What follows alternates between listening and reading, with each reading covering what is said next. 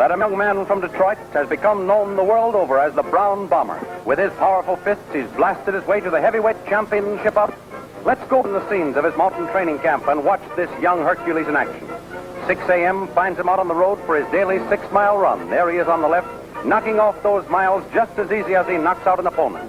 All of which adds up to a big, hearty appetite for breakfast. Joe's the first one at the table. And while he reads the sport pages, let's peek in the kitchen. Hurry up that breakfast, chef. The champ's hungry.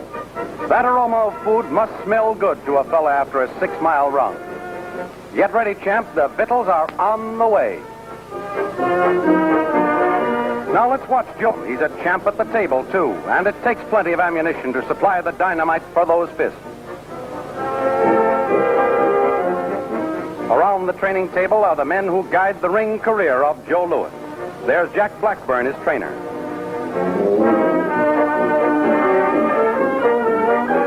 His co-manager. Training camp meals are informal affairs. Everything goes, especially the food. And after breakfast, Joe and his managers plan the day's training activities. Julian Black is the other half of the managing partnership that discovered Joe Louis had the makings of a champion. And John Roxborough knows that their hunch was right.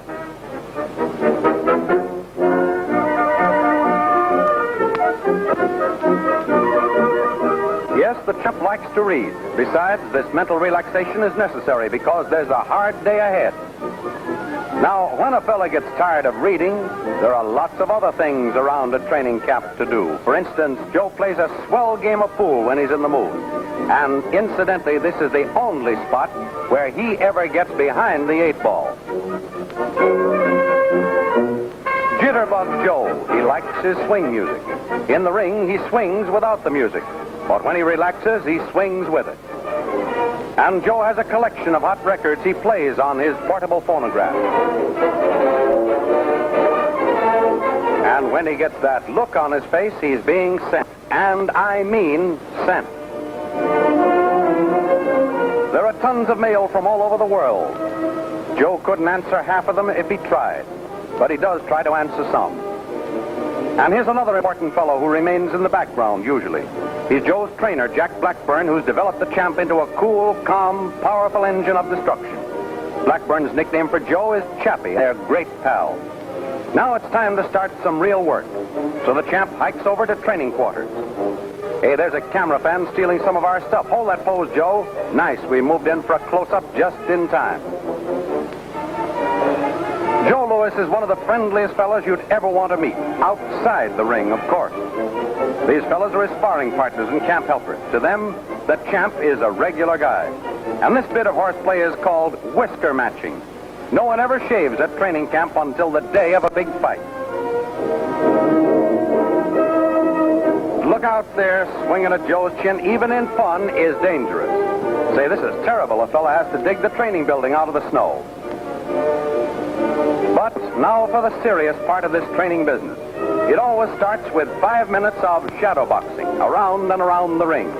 This warms up the champ, loosens up his muscles, and gets him ready for rounds of boxing with his sparring partner.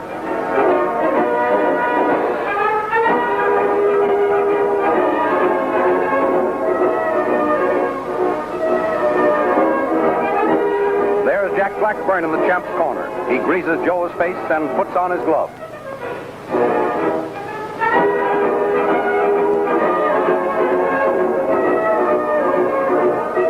Joe's sparring partners are the highest paid in the business, and don't you think they don't earn every cent of their money either.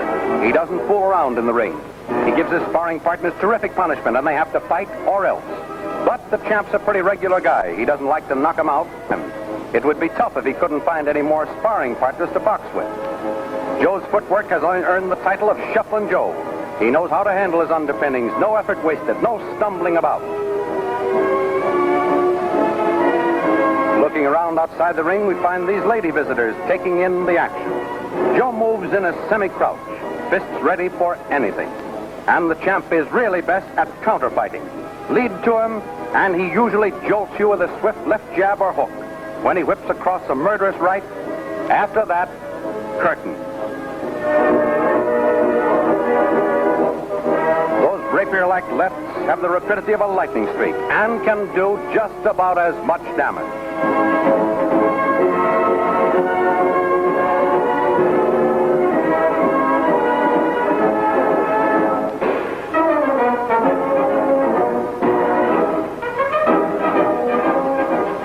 have raved over the marvelous accuracy with which Joe throws his punches. These workouts on the punching bag help to develop that. Notice that left. I said notice it, but don't ever get in front of it.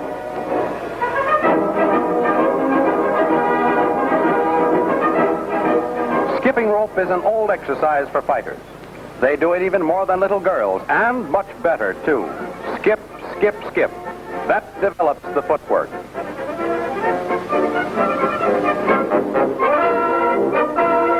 So the champion finishes his training day with flying colors.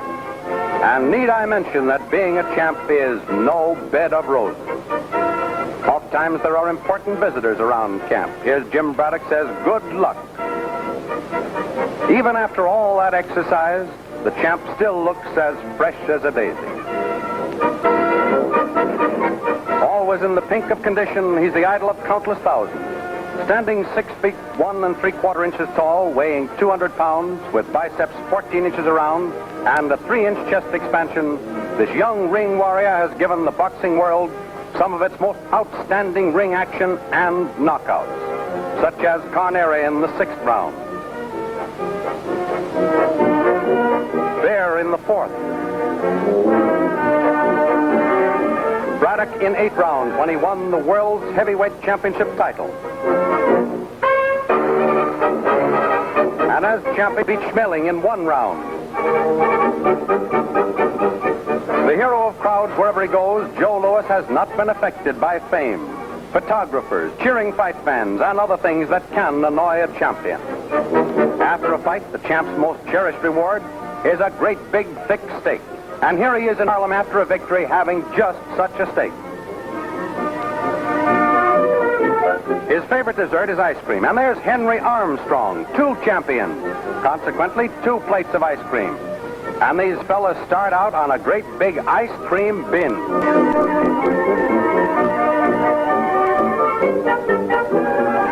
Behind the scenes of a weigh-in before his fights, Joe Louis still retains that calm and coolness that has paralyzed opponents before the gong. When he met John Henry Lewis, doctors who examined Joe were amazed at his calm manner before battle. Nothing seems to bother him.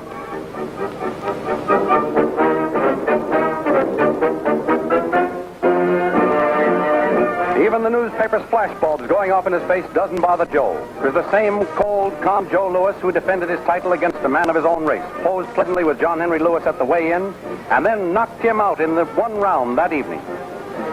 Joe Louis remains king of the ring. His might under Brown Bomber blasts down all before him who challenge his title of heavyweight of the world.